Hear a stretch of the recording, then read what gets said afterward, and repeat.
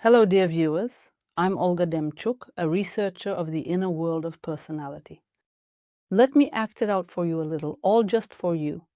Today, I'd like to explain more clearly and with real-life examples how arrogance is formed and why we often end up suffering from our own deep sense of inferiority. It is important to understand that when we experience feelings of inferiority and dependence on our parents during our childhood years, this is, in fact, a completely normal and natural situation. We truly are capable of very little when we are young, and so the feeling of being small and insignificant is a natural and common experience for a child. At this stage in life, I find myself as a child, and I look up at an adult who seems to possess all the advantages, strengths, and benefits that I need and desire, making them appear almost unreachable to me. To me, he's practically like a god. Not because I idealize him as a person, but because I deeply admire, even idealize, his remarkable ability to have exactly what I need, exactly when I need it. That's what gives him that almost divine status in my mind. I believe that each of you has, at one time or another, been in the role of a subordinate. And when a person is in a position of being a subordinate, they risk falling into a sense of their own inadequacy and may, in fact, relate to the leader or the person in charge of the project at that particular moment as an idealized figure. However, the feeling of inadequacy in this context is only possible if there was arrogance beforehand. In psychology, it is quite common to carefully analyze a child's sense of inferiority. However, very few people actually mention that there would be no sense of inferiority at all without the arrogance that always precedes it. When a child is in the mother's womb, they are, in a sense, essentially in a state of arrogance, a kind of natural inherent arrogance. That is, all of their needs are fully met, and they do not experience any frustration. They are neither hungry nor cold. It is an environment that is carefully and thoughtfully designed for the child, and it truly belongs to them. They owe no one at all for the benefits and advantages they receive. And our birth is, in fact, precisely a fall from paradise, a transition into a state of dependence, and an immediate direct experience of hunger and dissatisfaction, which over time can gradually and inevitably develop into a persistent, ongoing sense of inferiority.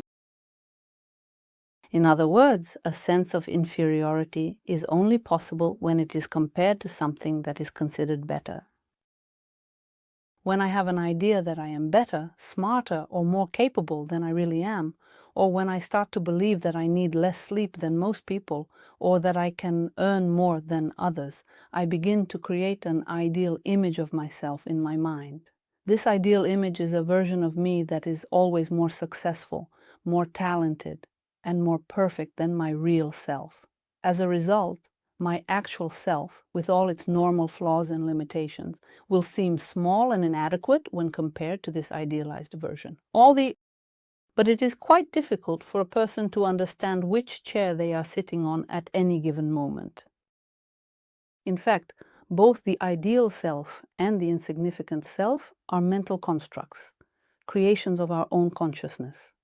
But in reality, we live and exist within what we might call the real self, right here between the two chairs, but we are unable to actually get here.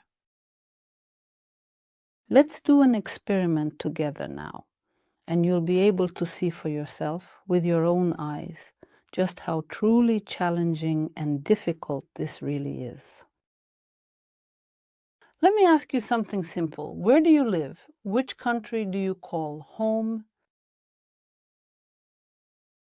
When we take a moment to really think about which country we live in, at that particular moment, we can sometimes slip into a subtle sense of inferiority. This is a terrible country. It's awful that I live here. I am so unhappy to be living here. Or on the other hand, arrogance. When I say, ha, I am truly proud of my country, I am magnificent and full of admiration. That is, By identifying myself with the greatness or with some of the most admirable and impressive aspects of the country I live in, it is as if I become higher, greater, expanding, and feeling my own significance, my own importance. To remain in the real self, understanding that this is just a point on the map, that it is simply geography, is quite difficult, especially if this question is asked by someone else. For example, someone who doesn't know you, let's say you are on vacation, perhaps in Turkey. While on vacation in Turkey, someone asks you, which country are you from? And to remain in a neutral position, simply stating where you are from, is actually quite easy. But when we enter relationships with others, we inevitably, almost automatically start searching for our place. Am I really here? Or am I maybe over here?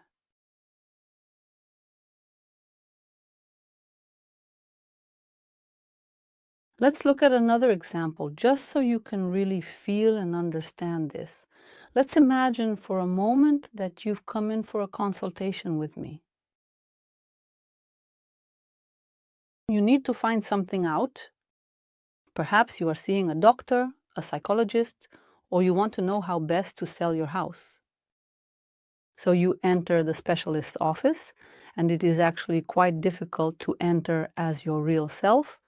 That is, we will automatically and reflexively slip, almost without even realizing it, either into subservience, almost a kind of reverence for the specialist, as if they were someone truly superior. In other words, because they know something I do not, they are considered better. Or, in order not to fall into this subservience, into this sense of inferiority, we do the opposite.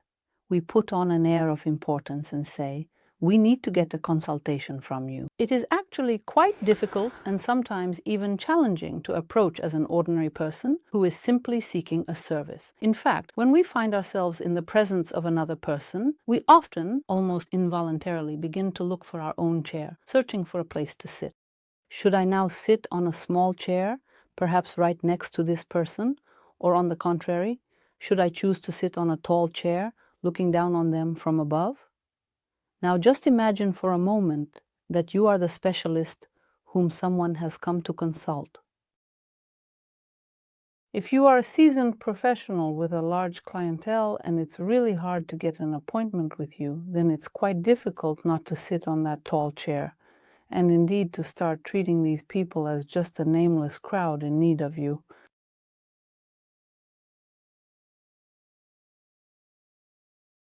Many people in leadership positions do not give up their seats precisely because it gives them the opportunity, at least occasionally, to be on that chair. Of course, when dealing with their own superiors, they quickly switch to a different chair and with civility pay their respects. Because if they need to feed their own arrogance, they will diligently nurture their superiors as well, convinced that this is exactly what they need. In other words, where there is arrogance, there will certainly be a sense of insignificance. But a person who comes to me for a consultation could also be someone on whom my income depends. For example, if I have only a few clients, then involuntarily I begin to act servilely, assigning great importance to the client. As a practicing psychoanalyst, I can tell you with certainty that when a person comes for consultation, they are always searching for that place where they can be small, unhappy, or bad, or conversely, to move over to that other chair, and specialists often fall into this trap. It is quite difficult for us to refuse that elevated chair when it is offered to us. It is very pleasant to sit in that chair. In that chair, you are absolutely right. You are like a god. You instruct others on exactly what to do. We move to that chair when we feel righteous anger, when we start to look down on someone with devaluation. For example, the question, so what should we do? Well, you've told us about these two chairs. And then what? You see, that comes from that very chair. But you can also ask from this other chair, oh God, how terrible. I feel like I have a split personality. Sometimes I'm arrogant, sometimes I feel inadequate. It's so awful. You see, here I feel truly terrible, almost as if I'm very small and completely insignificant. Let's move on for now. I would really like you to fully experience all of this, to watch this video slowly and try to vividly imagine it all in your mind. Now, I will take a neutral position and ask you a question. How much do you actually earn? And this question, too, can quickly seat us in one of the chairs. I can sit on this chair and say, I earn quite a lot more than some people. Do you know how much people make in our country? My income is really something. Or I can sit on this other chair and say, terribly little, terribly little. Of course, I understand that you can't live on this kind of money. I really suffer because of it. You see, I simply cannot perceive my income, whatever it may be, from this perspective. Even if I earn a lot of money, that's just stating a simple fact, nothing more. And yet this amount, honestly, might seem to give me the right to feel just a little bit superior, to assert myself, and maybe even to look down on others, whether I mean to or not. But I can also see it simply as a sum, understanding on a deeper level that money itself is not what truly allows me to call myself a goddess. However, many people still strive to earn more and more money, often precisely for this very reason, for the feeling or perhaps the illusion of their own superiority over others. In the previous video, I explained to you in quite some detail how we project our insignificant or ideal self onto another person. Now, if you ever find yourself feeling so very small as you look up from below, it simply means that there is something important, something truly meaningful in this chair of yours, your very own chair, that you possess, that you have right now. You may have mentally seated another person in that position, and even if this person is arrogant, even if they're conceited and truly do look down on you, it might not make any impression on you at all. You see it clearly. They're sitting on that tall chair in their own mind, offering you a tiny one, and you simply don't take it.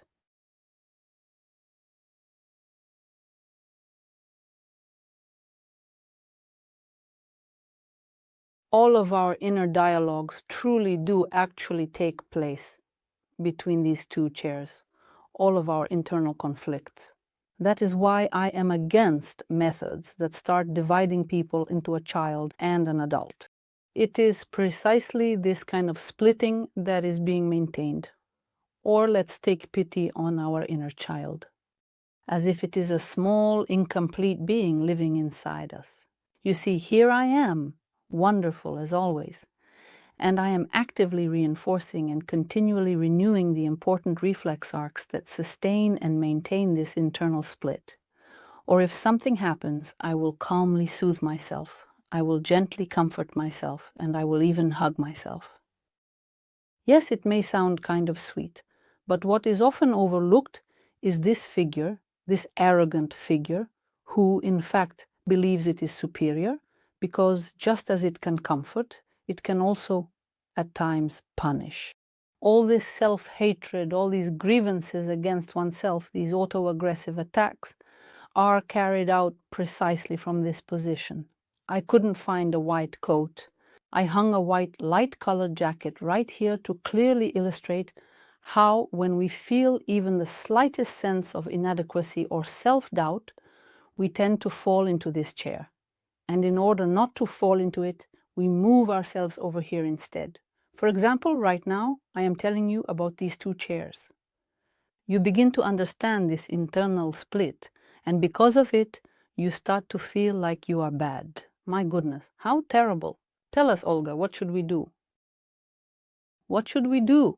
The question is always asked from the little chair, while the instructions are stacked up on this tall chair. Here, there are even more instructions, more and more piling up, and at some point they no longer fit and the person simply forgets them.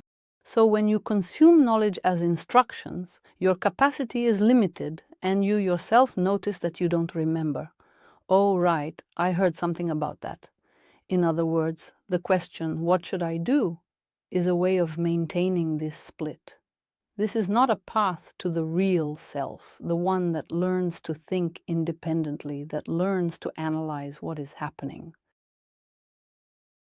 The desire to tell someone else what to do is, of course, that very chair, and we gladly sit in it whenever we notice a flaw in another person, when we make demeaning or disparaging comments, or when we belittle ourselves with certain negative labels. This sense of supposed greatness does not really bother us at all. We enjoy it when there are mistakes. It feels good when we can devalue someone, when someone else is worse. But reinforcing this reflexive sense of superiority will also preserve that little chair of inferiority. Let us try to understand how, then, we should perceive information about ourselves. For example, information about this split. So I have it, I have this split, I have this sense of magnificence, and I also have this feeling of worthlessness. When I start to get emotional, what a horror, how truly terrible it feels, I move to this chair. When I start to say, what should I do about this? I move to this chair. Or perhaps some part of me tells me about the split. Oh, what is she saying there, I think to myself, slowly stirring my tea in the mug with a silver spoon. This dismissive attitude, unevaluative and often critical approach to information, especially when viewed from the perspective of this particular chair, ultimately prevents people from changing. This chair allows us to keep our personality unchanged because it is always punishing, either someone else or at times our own persistent sense of inadequacy. I often see this during consultations. As soon as someone learns something important about themselves, they slip into that inner high chair and begin judging themselves, as if from above, from the position of someone supposedly better. It is this direct perception of information without adding notions of good or bad that is simply stating facts. This is the only standpoint from which we are truly able to think. Not to judge, not to blame, but specifically to carefully analyze and perceive the facts. For example, as I listen to this video, I begin to notice a kind of split within myself, an internal division that quietly shapes how I relate to myself. When I enter into a dialogue, I start to fragment my personality, speaking to myself from the position of my so-called ideal self, as if I'm inadequate, small, unhappy, and somehow not quite enough. How will the perception of information actually look if I am in this kind of neutral position? For example, I might realize that I am feeling angry, or perhaps I come to realize that I have made a mistake. Let's take the example of a mistake. I realize that I made a mistake. You see, when I'm in a grounded state, I can see a mistake simply as a mistake, something that just happened, nothing more. But if the inner split inside me is strong, I may suddenly feel like a total failure as soon as I sit in that chair. In that moment, I see myself as a beaten dog, as someone who will never succeed, someone who is just deeply unfortunate. And I feel this way about myself precisely because I'm looking at myself arrogantly from this other chair. Many people try to treat their sense of inferiority, but it is merely a consequence of arrogance. This is the chair, this is the state, the desire to give advice, to lecture, to look for mistakes, to assert oneself, to feel superior, to look for any possible opportunity to be better. This chair is truly the throne of a king, but a king in his own small subjective world. And all dialogues, all internal conflicts, they all take place right here. That is, in fact, we need to learn to be right here, truly present, gradually reducing the distance between these chairs, moving away from both one and the other. When someone asks you how much you earn, you will truly be able to confidently stand on that figure as your reality. And when someone tries to assert themselves at your expense, attempting to devalue you, you will understand that they are sitting on this chair and want to make you sit on that one. When you feel the urge to idolize someone, to put them on a pedestal, it is important to genuinely recognize and realize that you are sitting on this chair and trying to make that person into someone who will give you orders, provide instructions, and by obeying them, you hope to gain all these benefits. But the real person is ultimately left empty-handed. The real person tries to truly understand for themselves why exactly this is happening right now, what is happening to me at this very moment, what are the possible reasons for this, and what is the deeper essence of it all. And these two chairs are always about what to do. This chair is about giving advice, this chair is about receiving advice, but still, we end up with a worthless subordinate and a magnificent boss. Try practicing this on yourself. Observe how, when you enter a store, you immediately assign the salesperson to one of these roles. Either sitting here, meaning they should serve you, or standing there. For example, if the salesperson does not accept you unconditionally and does not smile. That is why you want this service, the warm smile and everything else. It is then easier for us to sit in this particular chair. Notice how, when you come into contact with another person, or even while listening to this video, you shift back and forth between these two chairs. Try to ground yourself, because the ground exists only here, only in the real I. On May 4th, the School of Thinking will begin, and we will learn to think precisely from this point, gathering facts. Because when you are here, there is a tremendous whirlwind of emotions, a tremendous whirlwind of hysteria, and it is exactly the same here. The ultimate and inevitable outcome of the complex relationship between these two chairs ultimately becomes suicide. When a person sitting in this chair and not realizing it hates themselves so much and treats themselves with such contempt that they want to erase this insignificance to dust. In exactly the same way, we want to erase others to dust as well.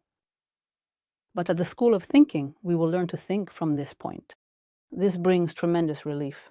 We spend a lot of energy specifically on figuring out who is bad, who is good, who is better, who is worse. Meanwhile, life passes us by, and our minds are constantly occupied with this dialogue, constantly preoccupied with this sorting out, constantly engaged in these disputes.